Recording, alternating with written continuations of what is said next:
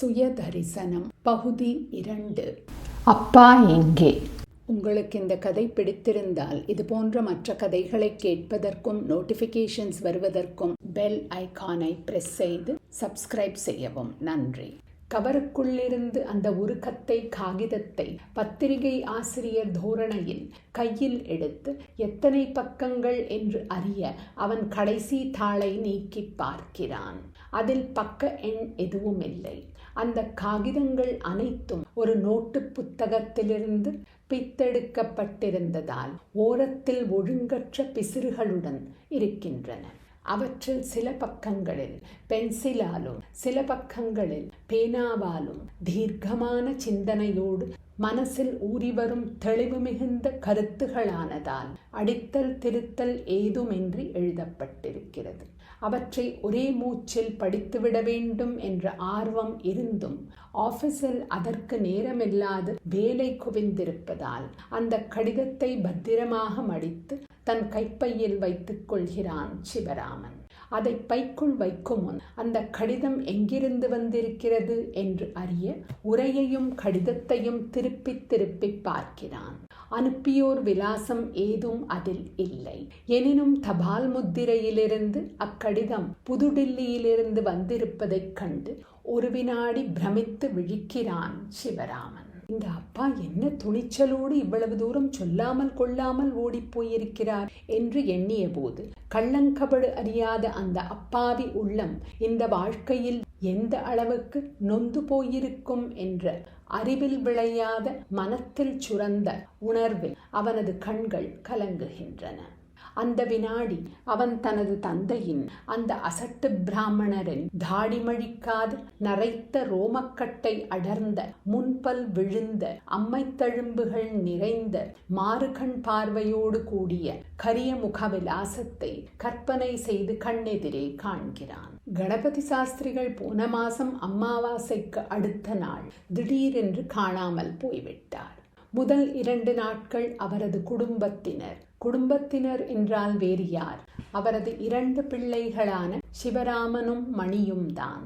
அவர்கள் அதற்காக அதிகம் கவலை கொள்ளவில்லை.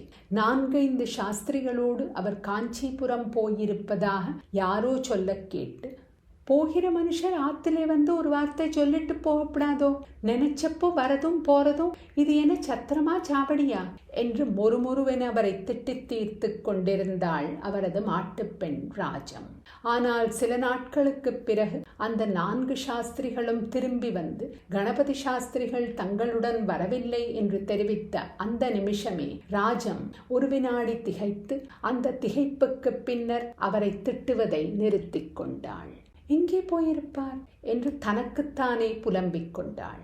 வேறு மகளோ அவரை மதித்து அன்புடன் உபசரிக்கும் உறவினரோ யாரும் இல்லாத அவரது நிலையை எண்ணி எண்ணி தனக்குள் பெருமூச்செறிந்தாள். சிவராமனின் மனத்திலும் லேசான கலக்கம் குடிகொண்டது. தினசரி மாலையில் ஆபீஸிலிருந்து வரும்போது வழியில் உள்ள தெப்பக்குளச் சுவரின் மீது வரிசையாக உட்கார்ந்து உரத்த குரலில் வாக்குவாதங்களில் ஈடுபட்டிருக்கும் சாஸ்திரிகளின் சபையில் தன் தகப்பனார் இருக்கிறாரா என்று சிவராமனின் கண்கள் அலைந்து அலைந்து தேடி ஏமாந்தன.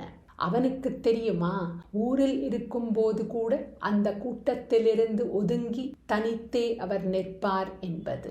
அது சரி, அந்த அசட்டு பிராமணரை யார்தான் சேர்த்துக் கொள்வார்கள்?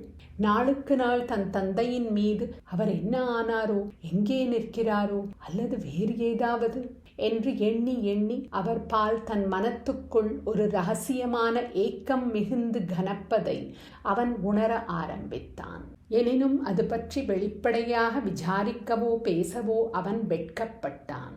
தன் மனைவி ராஜம், லோகத்தில் இல்லாத அப்பாவை படைச்சுட்டேளே, ஒரேடியா உருகி போகாதேங்கோ என்று எரிந்து விழுவாளோ என்று அஞ்சினான்.